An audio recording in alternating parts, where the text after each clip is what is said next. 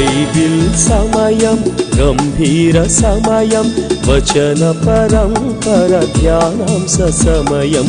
Bible సమయం గంభీర సమయం దైవ సన్నిధికి అనుబంధ సమయం. బైబిల్ సమయం బైబిల్ సమయం బైబిల్ సమయం బైబిల్ సమయం. This program is sponsored by Sister R. Sandhya Rani from Bharatnagar, Muthukurpalli, Kadapa district. May God bless her family.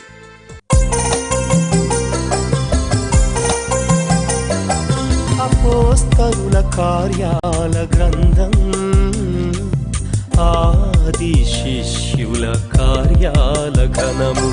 అపోస్తలుల కార్యాల గ్రంథం, ఆది శిష్యుల కార్యాల ఘనము.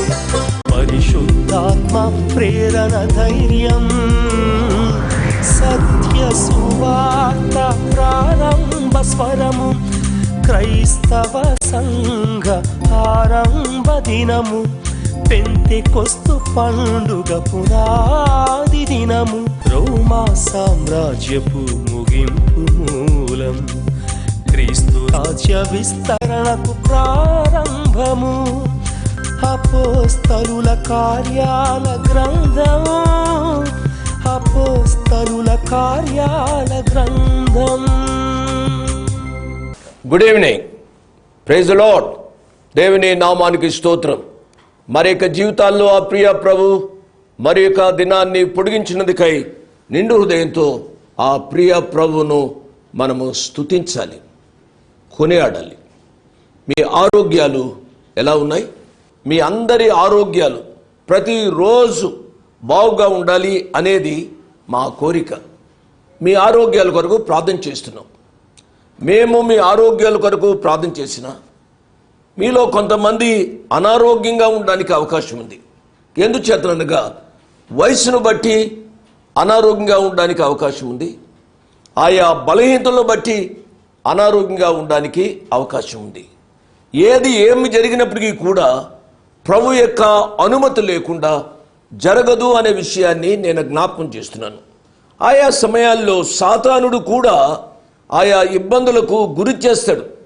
సాతానిక గురి అంతా ఏమిటి అనగా మన యొక్క కేంద్రీకరణ, లేక మనము లగ్నం చేసే మనస్సు ప్రభు మీద ఉండకుండా చేయాలి అనేది సాతానిక కుయుక్తి. ఈ సాతానిక కుయుక్తి నుంచి మనము తప్పించబడేటట్టుగా మనము జీవించాలి. ఈ రీతిగా జీవించాలి అని అంటే దేవుని కృపావాక్యాన్ని ప్రతిరోజు చదువుతూ ఉండాలి. దేవుని కృపా వాక్యము చదవడం మాత్రమే కాకుండా దేవుని వాక్యాన్ని ధ్యానించాలి. తద్వారా ఆ ప్రియ దేవుణ్ణి అర్థం చేసుకోవడానికి అవకాశం ఉంది. దేవుడే యేసు ప్రభువారు, ఆ దేవుడే శరీరధారిగా యేసు ప్రభువారిగా ఈ లోకానికి వచ్చారు అనే విషయాన్ని నేను జ్ఞాపకం చేస్తున్నాను. ఆదాము పాపం చేశాడు. ఆదాము పాపం చేసిన నాటి నుండి మానవులంతా పాపులయ్యారు, పాపం చేస్తూ ఉన్నారు.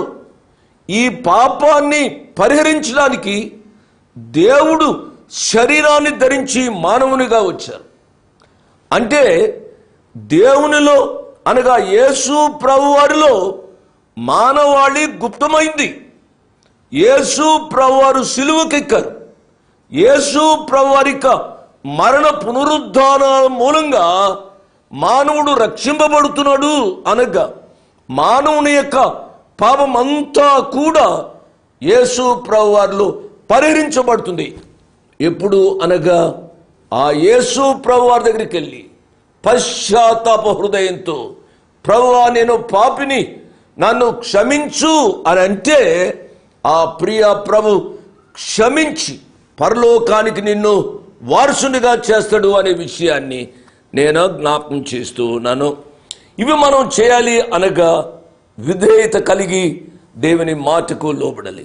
విధేయత దేవుని యొక్క ఆశీర్వాదాన్ని కలుగు చేస్తుంది. అవిధేయత మన యొక్క జీవితాలలో నష్టాన్ని కలుగు చేస్తుంది. లూకా గారు తన సువార్తలు ఈ రీతిగా వ్రాశారు. లూకా సువార్త 11వ అధ్యాయము 28వ వచనంలో చూసినట్లయితే ఈ రీతిగా ఉంది. ఆయన అవును గాని దేవుని వాక్యం విని దానిని గైకొను వారు మరి ధన్యులని చెప్పెను. దేవుని వాక్యం వినడం మాత్రమే కాక దేవుని వాక్యానికి విధేయత కలిగి జీవించాలి అని నేను మనవి చేస్తున్నాను. దేవుని వాక్యం విని దానిని గైకొనుట వలన ధన్యకరమైన జీవితం కలుగుతుంది. యాకోబు గారు తన వ్రాసిన పత్రికలో ఈ రీతిగా వ్రాశారు అండి. యాకోబు గారు వ్రాసిన పత్రిక 1వ అధ్యాయము 25వ వచనంలో ఈ రీతిగా వ్రాయబడి ఉంది. స్వాతంత్రమునిచ్చు సంపూర్ణమైన నియమములో తేరు చూచి నిలకడగా ఉండు వాడెవడో వాడు విని మరచువాడు కాక క్రియను చేయువాడయుండి తన క్రియలో ధన్యుడగును. ఎవడైనను నోటికి కళ్ళెము పెట్టుకొనక తన హృదయమును మోసపరుచుకొనుచు భక్తి గలవాడని అనుకొనిన ఎడల వాని భక్తి వ్యర్థమే. మన జీవితాలలో దేవుడు చెప్పిన మాటకు తూచా తప్పని విధేయత నేర్చుకున్న వాళ్ళని దేవుని యొక్క వాక్యం సెలవిస్తుంది. ద్వితీయోపదేశ కాండం 11వ అధ్యాయంలో చూసినట్లయితే ఈ రీతిగా వ్రాయబడిందండి. ద్వితీయోపదేశ కాండం 11వ అధ్యాయము 26వ వచనం నుంచి 28వ వచనం వరకు చూడుడి. నేడు నేను మీ ఎదుట దీవెనను శాపమును పెట్టుచున్నాను. నేడు నేను మీకు ఆజ్ఞాపించు మీ దేవుడైన యెహోవా ఆజ్ఞలను మీరు వినిన ఎడల దీవెనయు, మీరు మీ దేవుడైన యెహోవా ఆజ్ఞలను వినక నేడు నేను మీకు ఆజ్ఞాపించు మార్గమును విడిచి మీరు ఎరుగని ఇతర దేవతలను అనుసరించిన ఎడల శాపమును మీకు కలుగును. ఇదే ద్వితీయోపదేశ కాండం 28వ అధ్యాయము 1వ వచనాన్ని, నీవు నీ దేవుడైన యెహోవా మాట శ్రద్ధగా విని నేడు నేను నీకు ఆజ్ఞాపించుచున్న ఆయన ఆజ్ఞలన్నిటినీ అనుసరించి నడుచుకుని ఎడల నీ దేవుడైన యెహోవా భూమి మీదనున్న సమస్త జనముల కంటే నిన్ను హెచ్చించును. దేవుని మాట వినడంలోని ఆశీర్వాదాన్ని గురించి నేను చదువుతూ వస్తున్నాను. ఉజ్జియా రాజు దేవుని యొక్క మాటకు విధేయుడయ్యాడు. దినవృత్తాంతములు 2వ గ్రంథం 26వ అధ్యాయంలో చూసినట్లయితే ఈ రీతిగా వ్రాయబడింది. మరియు అతడు అనగా రాజు అంబులనేమి పెద్దరాళ్ళనేమి ప్రయోగించుటకై ఉపాయశాలులు కల్పించిన యంత్రములను యెరూషలేములో చేయించి దుర్గముల్లోనూ బురుజుల్లోనూ ఉంచెను. జాగ్రత్తగా వినాలి. అతడు అనగా ఉజ్జియా రాజు స్థిరపడు వరకు అతనికి ఆశ్చర్యకరమైన సహాయము కలిగెను గనుక అతని కీర్తి దూరముగా వ్యాపించెను.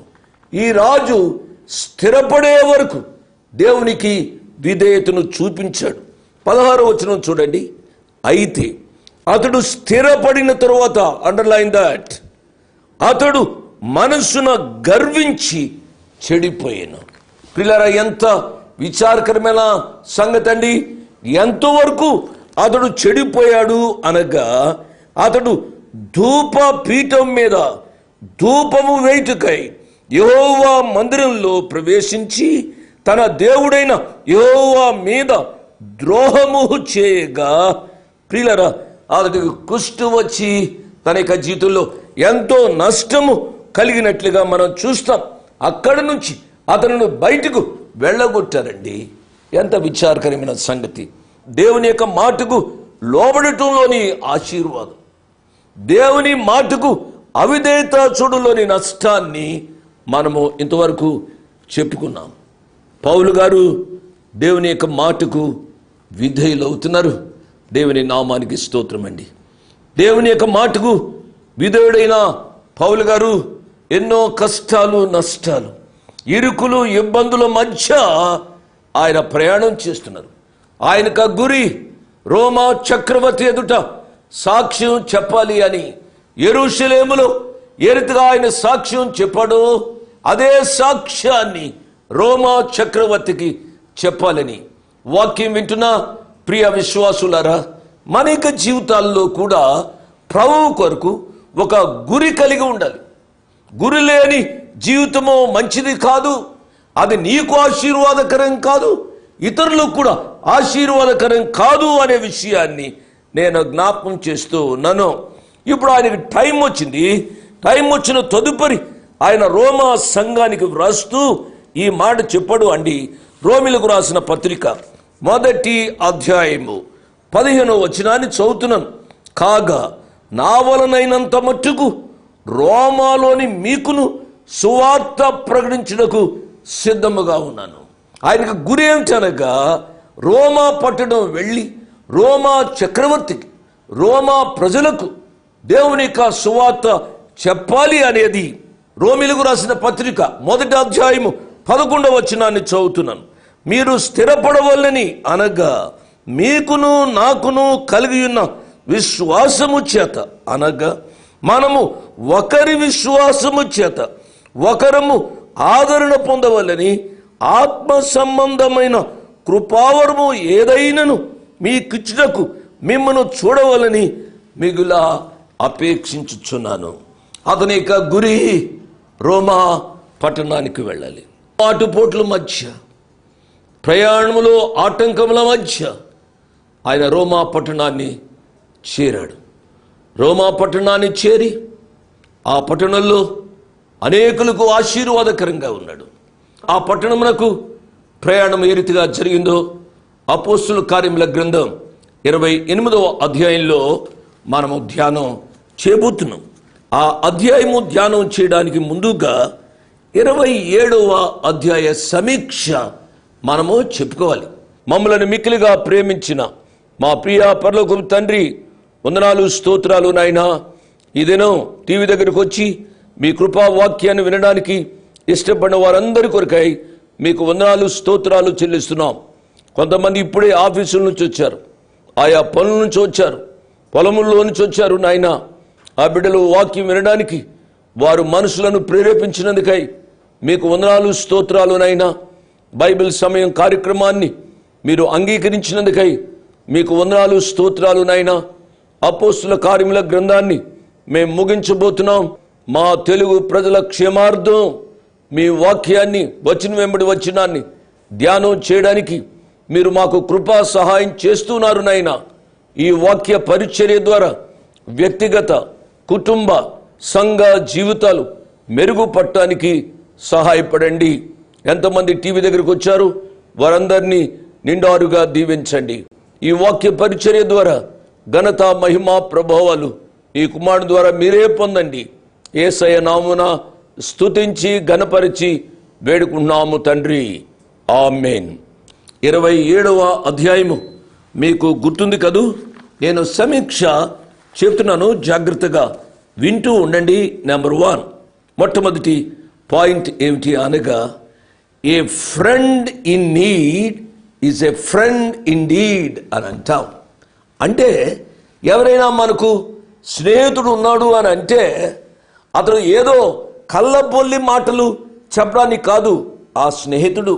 ఏ ఫ్రెండ్ ఇన్ నీడ్ అనగా మన అవసరంలో ఉపయోగపడే స్నేహితుడే యథార్థమైన స్నేహితుడు, నిజమైన స్నేహితుడు. 27వ అధ్యాయము 1వ వచనం, మేము ఓడ ఎక్కి ఇటలీ వెళ్ళవలని నిర్ణయమైనప్పుడు వారు పౌలును మరికొందరు ఖైదీలను ఔగుస్తు పటాలములు శతాధిపతిన యూలి అను వానికి అప్పగించింది.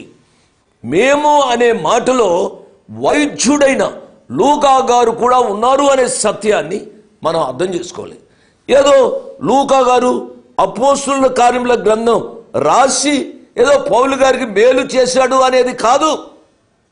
పౌలు గారి యొక్క కష్టంలో కూడా అతడు పాలు పంపులు పొందుతున్నాడు. దేవుని నామానికి స్తోత్రం. చాలామంది ఒక వ్యక్తి సుఖంగా ఉంటే ఆ సుఖంలో పాలు పంపులు పొందుతారు. అతడు కష్టంలో ఉంటే వెనుకకు వెళ్తారు. నో ప్రియులారా, a friend in need is a friend in need. మన యొక్క జీవితాల్లో కూడా మన స్నేహితులు కష్టాల్లో ఉంటే ఆదుకునేవారిగా ఉండాలని ప్రభు పేరిట నేను జ్ఞాపకం చేస్తూ నన్ను. మనకు కష్టాలు వచ్చినప్పుడు మన సొంత తెలివితేటలతో, మన సొంత ఉద్దేశాలతో మనము ఆ కష్టాలను అధిగమించాలి అనుకునే దానికంటే దేవుని మీద ఆధారపడటం నేర్చుకున్న వాళ్ళని ప్రభు పేరిట నేను జ్ఞాపకం చేస్తూ ఉన్నాను. ఇక్కడ వాడలోని శతాధిపతి తన సొంత ఉద్దేశాన్ని నెరవేర్చాలని ప్రయత్నం చేశాడు. నెంబర్ 2 చూడండి, 10వ వచనం నుంచి చదువుతున్నాను. అపోస్తుల కార్యముల గ్రంథం 27వ అధ్యాయము 10వ వచనం. అప్పుడు పౌలు, అయ్యలారా, ఈ ప్రయాణం వలన సరకులకును వాడకును మాత్రమే కాక మన ప్రాణములకు కూడా హానియు బహు నష్టమును కలుగునట్లు నాకు తోచుచున్నదని చెప్పి వారిని హెచ్చరించెను. అయినను శతాధిపతి పౌలు చెప్పినది నమ్మక నావికుడును వాడ యజమానుడు చెప్పినదే నమ్మెను. ఇంతవరకు 2 పాయింట్లు నేను చెప్పాను. ఒక పాయింట్ ఏమిటనగా, మన కష్టాలలో సహాయపడే మిత్రుడే యథార్థమైన మిత్రుడు. మన సుఖాలలో మనకు తోడుగా ఉండేవాడు కాదు మనకు మిత్రుడు. మన కష్టాలలో మనతో నిలిచేవాడే మిత్రుడు అనే సత్యాన్ని గమనించాలి. పౌలు గారు ఇప్పుడు ఖైదీగా వెళ్తున్నారు. పౌలు గారితో కలిసి వైద్యుడైన లూకా, అరిస్టార్కు కూడా వెళ్తున్నారు. వీరు నిజమైన స్నేహితులు. నెంబర్ 1. నెంబర్ 2, సొంత ఉద్దేశాలపై ఆధారపడి కార్యాలు చేయకూడదు. దేవునిపై ఆధారపడటం నేర్చుకున్న వాళ్ళని ప్రభు పేరిట నేను జ్ఞాపకం చేస్తూ ఉన్నాను. ఇక్కడ యూలి అనే శతాధిపతి పౌలు గారి యొక్క మాటలను ఖాతరు చేయకుండా తనతో వచ్చే ప్రయాణికుల యొక్క మాటలు విని తన సొంత ఉద్దేశాన్ని నెరవేరుస్తున్నాడు. ఇంకొక మాట చెప్పనా, ఏమిటి అనగా, ఆయా పరిస్థితుల్లో ఆయా పర్యాయాలు ఇతరులు చెప్పింది, లోకస్తులు చెప్పింది అది బావుగానే ఉన్నట్టుగా ఉండవచ్చు. కానీ ప్రియులరా, ఇన్ ఏ లాంగ్ రన్ దానికి నష్టం మనకు తెలుస్తుంది. కాబట్టి మన యొక్క జీవితాలలో లోకస్తులపై ఆధారపడేదానికంటే దేవుని బిడలపై ఆధారపడటం నేర్చుకున్న వాళ్ళని ప్రభు పేరిట నేను జ్ఞాపకం చేస్తున్నాను. నెంబర్ 3, జీవిత తుఫానుల్లో ప్రభువారు ఉన్నారు అనే ధైర్యాన్ని మనము కలిగి ఉండాలి. ఆయా సమయాల్లో నా ప్రియ బిడ్డలారా, దేవుడే మన యొక్క జీవితాలలో తుఫానులను అనుమతిస్తాడు. నా మాట జాగ్రత్తగా వినాలి. కొంతమంది ఆడబిడ్డలు నాతో మాట్లాడుతూ ఉంటారు, అంకుల్ నేను పెళ్లి చేసుకున్నాను, నా పెళ్ళైన తదుపరి నా స్నేహితురాలు పెళ్ళయింది, లేక ఫలానా వారి పెళ్ళయింది, ఫలానా వారి పెళ్ళయింది, వాళ్ళందరూ సుఖంగానే ఉన్నారు, నా బ్రతికే ఇలాగైపోయింది, నా భర్త నాతో మాట్లాడు, నా అత్తమామలు నాతో మాట్లాడరు, నా ఆడపడుచులు నాతో మాట్లాడరు, ఆయన ఇంట్లోనే ఉంటాడు నాతో మాట్లాడడు. అంకుల్ నరకాన్ని అనుభవించవలసి వస్తుంది. అమ్మా, కొద్దిసేపు ఓర్పు పట్టాలి, సహించాలి. సహించగలిగితే విజయం నీదే అని నేను చెప్తూ ఉంటాను. యోనా జీవితంలో కూడా తుఫాను కలిగింది. ఆ తుఫాను తన యొక్క జీవితంలో తను కోల్పోయిన ఆధ్యాత్మిక నష్టాన్ని పూరింపజేసింది. చివరకు అనేకులకు యోనా ఆశీర్వాదకరంగా అయినట్లుగా మనం యోనా గ్రంథంలో ధ్యానం చేస్తాం. మన యొక్క జీవితాల్లో కూడా జీవిత తుఫానుల్లో ప్రభు ఉన్నారనే ధైర్యాన్ని కలిగి జీవించాలి అని ప్రభు పేరు నేను మనవి చేస్తున్నాను. అపోస్తుల కార్యముల గ్రంథం 27వ అధ్యాయం 14-15 వచనాలు. కొంచెము సేపైన తరువాత ఊరకులోను అను పెనుగాలి క్రేతు మీద నుండి విసిరెను.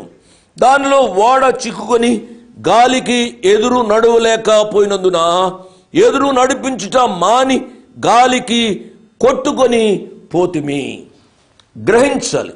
మన యొక్క జీవితాలలో దేవుడిచ్చిన అనుభవాలను దేవుడే ఇచ్చాడు అన్నట్టుగా మనం భావించి దేవుడిచ్చిన అనుభవాలు గుండా వెళ్ళడానికి ఇష్టపడాలి అని ప్రభు పేరిట నేను జ్ఞాపకం చేస్తున్నాను. నెంబర్ 4, మనము ఎవరిని సేవిస్తున్నామో, ఎవరికి చెందిన వారమో గ్రహించాలి. నా ప్రియులారా, నేను చదువుతున్నాను చూడండి, 27వ అధ్యాయము 23వ వచనం. నేను ఎవని వాడనో, ఎవరిని సేవించుచున్నానో ఆ దేవుని దూత గడిచిన రాత్రి నా యొద్దకు నిలిచి, పౌలా భయపడకుము, ఇదిగో నీతో కూడా ఓడలో ప్రయాణమైపోచున్న వారందరినీ దేవుడు నీకు అనుగ్రహించి ఉన్నాడని నాతో చెప్పెను. కాబట్టి ప్రియులరా, మనము ఎవరిని ఆరాధిస్తున్నామో, ఎవరిని సేవిస్తున్నామో మనము స్పష్టమైన రీతిగా గ్రహించాలి. 2 పడవలపై కాలు వేయకూడదు అనే విషయాన్ని నేను జ్ఞాపకం చేస్తాను. కొంతమంది ఆదివారం గుడికి వెళ్తారు, సోమవారం నుంచి మరలా ఇష్టానుసారంగా జీవిస్తూ ఉంటారు.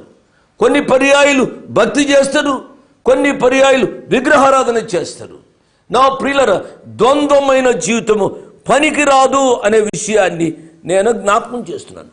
నీవు దేవునినైనా సేవించాలి, లోకమునైనా సేవించాలి. 2 సేవలు దేవునికి ఇష్టం ఉండు, సాతానికి ఇష్టం ఉంటే ఉండవచ్చు. 5వ పాఠం ఏమిటి అనగా, ప్రతి విషయంలోనూ దేవునికి కృతజ్ఞతాస్తుతులు చెల్లించాలి. పౌలు గారు అంటాడు, ఇలాగు చేయుట దేవుని చిత్తం. ఏ రీతిగా చేయుట? ప్రతి విషయంలోనూ దేవునికి స్తుతులు చెల్లించుట. మనకు మేలు కలిగినప్పుడే దేవునికి స్తుతులు చెల్లించడం కాదు, మన కష్టాల్లో, నష్టాల్లో, అనారోగ్యంలో ప్రభువా మీకు స్తోత్రాలు అనే అనుభవంలోనికి రావాలని నేను మనవి చేస్తూ ఉన్నాను. అపోస్తుల కార్యముల గ్రంథం 27వ అధ్యాయము 33వ వచనం నుంచి చదువుతున్నాను. తెల్లవారుచుండగా పౌలు, 14 దినముల నుండి మీరేమీ పుచ్చుకొనక ఉపవాసముతో కనిపెట్టుకుని ఉన్నారు గనుక ఆహారము పుచ్చుకునుడని మిమ్మును వేడుకొనుచున్నాను. ఇది మీ ప్రాణ రక్షణకు సహాయమగును. మీలో ఎవని తల నుండి ఒక వెంట్రుకైనను నశింపదని చెప్పెను. ఆహారము పుచ్చుకునుడని అందరినీ బతిమాలను. ఈ మాటలు చెప్పి అండర్లైన్ దాట్, ఒక రొట్టె పట్టుకుని అందరి ఎదుట దేవునికి కృతజ్ఞతాస్తుతులు చెల్లించి దాన్ని విరిచి తినసాగెను. ప్రియులరా, మన యొక్క జీవితాల్లో కూడా ప్రతి విషయంలోనూ దేవా థ్యాంక్ యూ వెరీ మచ్, ప్రభువా మీకు స్తోత్రాలు అనే అనుభవంలోనికి రావాలని ప్రియా శ్రోతలను, వీక్షకులను మనవి చేస్తూ ఉన్నాను. 6వ పాఠం ఏమిటి అనగా, మన యొక్క జీవితాల్లో ఉపవాస ప్రార్థన యొక్క ప్రాముఖ్యతను గమనించాలని నేను మనవి చేస్తున్నాను. ఒక విషయాన్ని నేను చెప్తాను. ఏమిటి అనగా, కొంతమంది నాతో చెప్తూ ఉంటారు, బ్రదర్ నేను ఉపవాసం చేయలేకపోతున్నాను. ఎందుకు అనగా, నాకు డయాబెటీస్ ఉంది, డయాబెటీస్ మీద ఉపవాసం చేస్తే ఇంకా ఆరోగ్యం క్షీణించడానికి అవకాశం ఉంది అని చెప్తూ ఉంటారు. అటువంటి ఆరోగ్య పరిస్థితులు మీకు తెలుసు కాబట్టి ఆ పర్టికులర్ పరిస్థితిని గురించి నేను చెప్పలేను. కానీ ఉపవాస ప్రార్థన మన ఆధ్యాత్మిక జీవితాన్ని అభివృద్ధి చేస్తుంది అనే విషయాన్ని చెబుతూ ఇంకొక మాట నేను చెప్తున్నాను.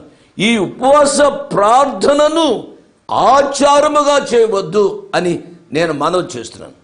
కొంతమంది ఉపవాసం ఉంటారు, పొద్దున్న నుంచి సాయంకాలం వరకు ఏమి తినరు, అంతే అన్ని పనులు చేసుకుంటారు. టీవీ చూస్తారు, అవి చేస్తారు, ఇవి చేస్తారు, అన్ని పనులు చేసుకుంటారు.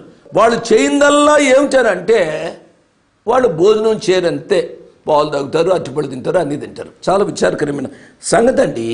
ఇవన్నీ ఆచారంగా ఉండకూడదు అనేది నా యొక్క ఉద్దేశం. 7వ పాఠం ఏమిటనగా, విశ్వాస వాడకు 4 లంగర్లు ఉన్నాయి. ఇక్కడ 4 లంగర్లు వేసి వాడను ఆపారు. 40వ వచనం, గనుక లంగర్ల త్రాళ్ళు కోసి వాటిని సముద్రంలో విడిచిపెట్టి చుక్కానులు కట్లు విప్పి ముందటి తెరచాప గాలికెత్తి సరిగా దరికి నడిపించిరి. కాబట్టి ప్రియులరా, ఒక ఓడ స్థిరంగా ఉండాలి అని అంటే 4 లంగర్లు ఉండాలి.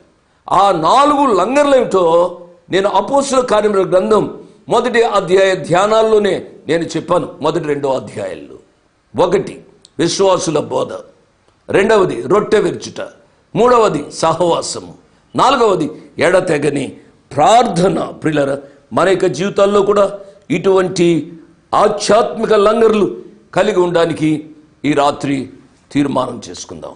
7 పాఠాలు నేను చెప్పాను అండి. 28వ అధ్యాయ ఉపోద్ఘాతాన్ని చెప్పాను. 27వ అధ్యాయంలో ఉన్న ప్రాముఖ్యమైన విషయాలు చెప్పాను. టైం అయిపోయింది.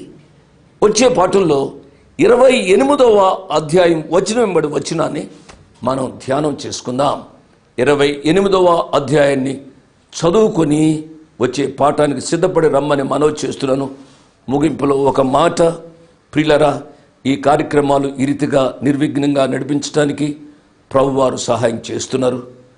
ప్రభువారు మీ ద్వారా సహాయం చేస్తున్నారు. మీరు సహాయం చేస్తున్నారు కాబట్టే ఈ యొక్క కార్యక్రమాలు నిర్విఘ్నంగా సాగుతున్నాయి. ప్రభు ప్రేరేపిస్తే ఒక ప్రోగ్రాంకైనా సహాయపడండి. ఒక ప్రోగ్రాంకు మేము సహాయం చేయలేము అన్నా అంటే సగమైన సహాయం చేయండి. మీరు సహాయం చేసి ఈ ప్రోగ్రాం నిర్విఘ్నంగా సాగడానికి సహాయపడమని మనవి చేస్తూ ముగిస్తున్నాను. దేవుడు మిమ్మల్ని నిండారుగా దీవించునుగాక. ఆమేన్. My dress 1-1-214/2, flat number 505506. 1-1-214/2, flat number 505506. Prithvi Apartments Extension, Gate Nagar, Chikkarpalli, Hyderabad 20. దేవుడు మిమ్మల్ని నిండారుగా దీవించునుగాక. ఆమేన్.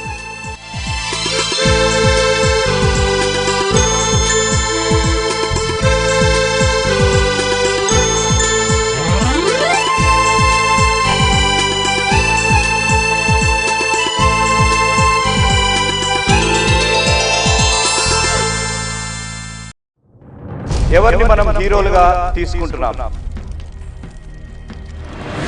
క్రీడాకారులనా, ప్రముఖులనా, ఆదర్శవంతులనా, పేరుగల వారినా, నిజమైన వీరులనా? Heroes from the Bible.